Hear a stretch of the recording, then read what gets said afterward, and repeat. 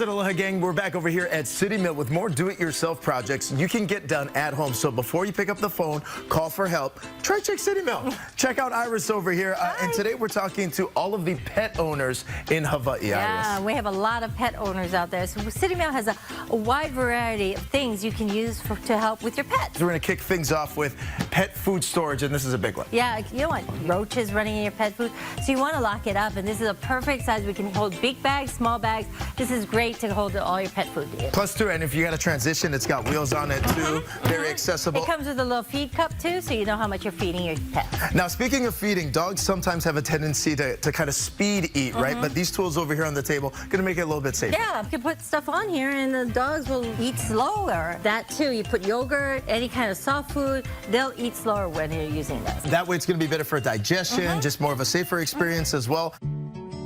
As we know, shedding sometimes is a problem, but this Bissell, it makes the cleanup quick. Yeah, it's really great. It picks up all kinds of hair, helps with spot removal, and it helps with the odors. We have a couple things. This Bissell is great, but if you want to do some spot cleaning, we also carry some chemicals that you can just do some spot cleaning with. So many of the pet owners here in Hawaii have kind of dual spaces where the pets are able to run around both inside the house and outside. But oftentimes we've got gardens here in Hawaii, so we have to be very cognizant of what we're spraying, right? Yeah, I mean, you don't want to ever spray something that could hurt your animals. So you want to make sure that everything you put in your garden is actually safe. So we have a wide variety of things you can use around the house that are perfectly safe around your pets. We have indoor sprays also. We live in Hawaii. We have indoor bugs. You want to make sure you can use stuff in your house. We have indoor flies and stuff. These are all natural. We have vinegar. These are great. You can use it for cleaning.